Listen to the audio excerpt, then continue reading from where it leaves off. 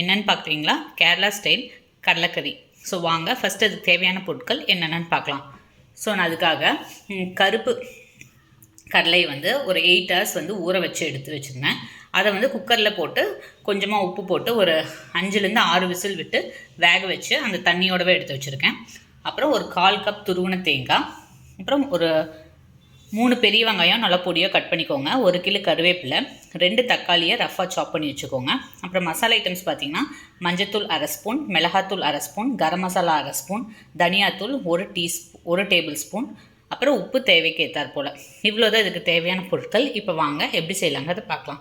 So இந்த வந்து Kerala style கடலைக்கறிக்கு வந்து நம்ம இந்த தேங்காவை வந்து வறுத்து அரைக்கணும். ஸோ அதுக்காக ஃபஸ்ட்டு ஒரு பேன் வச்சு அந்த தேங்காவை வந்து நல்லா ப்ரௌன் கலர் ஆகிற வரலும் வறுத்துக்கலாம்.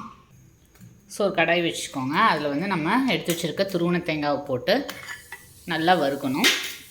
இது வந்து நல்லா ப்ரௌன் கலர் ஆகிற அளவுக்கு வறுத்தெடுக்கணும். ஸோ அப்படியே ஸ்லோ ஃப்ளேம்லேயே வச்சு அப்படியே நல்லா வறுத்தெடுங்க. இது வறுத்ததுக்கப்புறம் நம்மளுக்கு காட்டுறேன். ஸோ பாருங்கள், இது நல்லா வறுத்தாச்சு. இது வந்து கொஞ்சம் லைட்டாக ப்ரௌன் கலர் மாதிரி ஆயிடுச்சு. நல்லா ஒரு மனம் வரும், அந்த ஃப்ளேவர் வர வரலும் வறுத்துக்கோங்க. இப்போ இது வந்து கம்ப்ளீட்டாக கூல் ஆனதுக்கப்புறம் நம்ம மிக்சியில் போட்டு நல்லா கொஞ்சம் தண்ணி விட்டு நல்லா ஸ்மூத் பேஸ்ட்டாக அரைச்சிக்கலாம்.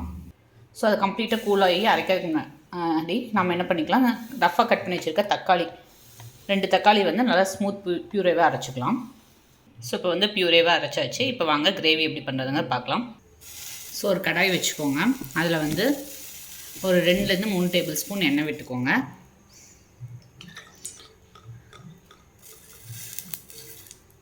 எண்ணெய் நல்லா காயிட்டும். இப்போ இதில் வந்து ஒரு 1/2 டீஸ்பூன் சோம்பு, அப்புறமா கடுகு ஆட் பண்ணிக்கலாம். இது ரெண்டும் பொரிஞ்சதுக்கப்புறம் நம்ம கட் பண்ணி வச்சுருக்க வெங்காயம் கருவேப்பிலை ஆட் பண்ணிக்கலாம்.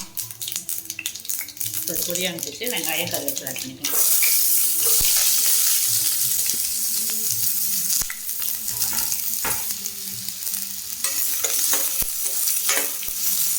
ஸோ வெங்காயம் கருவேப்பிலை ஆட் பண்ணிட்டு இது வந்து நல்லா கொஞ்சம் நல்லா சாட்டே ஆகணும், இது நல்லா வதங்கட்டும்.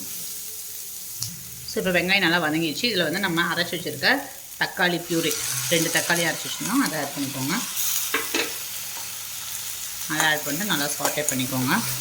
ஸோ இந்த தக்காளி பச்சை வாசனை போகிற அளவுக்கு வதங்கட்டும்.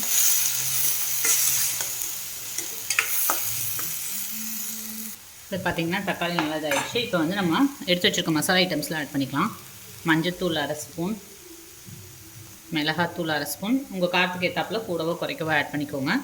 கரம் மசாலா 1/2 ஸ்பூன், தனியாத்தூள் 1 டேபிள் ஸ்பூன், அப்புறம் இந்த மசாலாக்கு தேவையான அளவு உப்பு ஆட் பண்ணிக்கோங்க. நான் ஆல்ரெடி வந்து கடலை வேக வைக்கல உப்பு ஆட் பண்ணியிருக்கேன். ஸோ அதனால் பார்த்துட்டு சப்போஸ் பத்தலைன்னா கூட ஆட் பண்ணிக்கலாம். இப்போ இதை வந்து நல்லா வதக்கிக்கோங்க. இது ஒரு நிமிஷம் இந்த எண்ணெயிலே வதங்கட்டும்.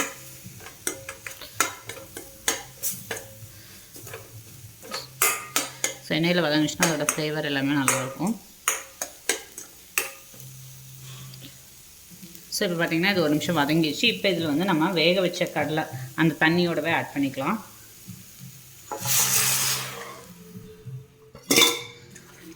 ஆட் பண்ணிட்டு நல்லா இதை ஒரு மிக்ஸ் பண்ணி விட்ருங்க.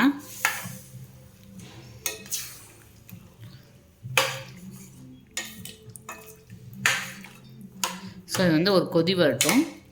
இது கொதிக்கிறதுக்குள்ள நம்ம என்ன பண்ணலான்னா, அந்த வறுத்த தேங்காயை மிக்சியில் போட்டு கொஞ்சம் தண்ணி விட்டு நல்லா ஸ்மூத் பேஸ்ட்டாக அரைச்சிக்கலாம். அதுக்குள்ளே இது ஒரு கொதி வரட்டும். ஸோ இப்போ பாருங்கள், இது நல்லா கொதிக்க ஆரம்பிச்சிச்சு. இந்த ஸ்டேஜில் நீங்கள் உப்பு காரம் எல்லாம் கரெக்டாக இருக்கான்னு பாருங்கள். சப்போஸ் எதாவது பத்தலைன்னா ஆட் பண்ணிக்கோங்க. ஆட் பண்ணிட்டு ஒரு கொதி வந்ததுக்கப்புறமா நம்ம தேங்காய் அதை ஆட் பண்ணணும். இப்போ எனக்கு உப்பு காரம் எல்லாமே கரெக்டாக இருக்குது. இந்த வறுத்த தேங்காயை வந்து தக்காளி அரைச்ச மிக்சியிலே போட்டு அரைச்சனால ரெட்டிஷாக இருக்குது. ஸோ இதை வந்து இந்த பேஸ்ட்டை ஆட் பண்ணிக்கோங்க. ஆட் பண்ணிட்டு கொஞ்சம் தேவையான அளவு தண்ணி ஆட் பண்ணிக்கோங்க. ஸோ தேங்காய் ஆட் பண்ணி தனியாக ஆட் பண்ணிட்டேன். இப்போ ஒரு மிக்ஸ் கொடுத்துருங்க. இப்போ வந்து தேங்காய் ஆட் பண்ணதுக்கப்புறம் இது ரொம்ப நேரம் கொதிக்கூடாது, ஒரே கொதி வந்தோன்னா ஆஃப் பண்ணிடலாம்.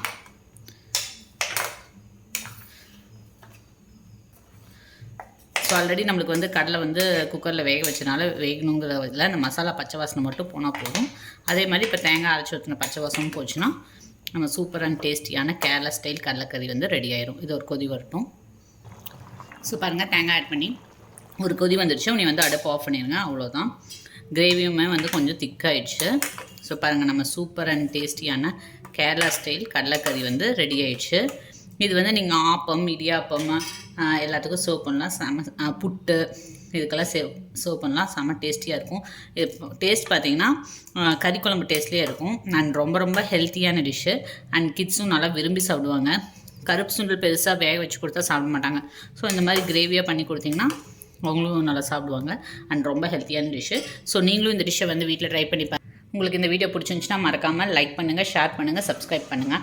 பக்கத்தில் இருக்க பெல் ஐக்கானை ப்ரெஸ் பண்ணுங்கள். ஸோ நான் எந்த வீடியோஸ் போட்டாலும் உங்களுக்கு அப்டேட் வரும். தேங்க்யூ, பாய்.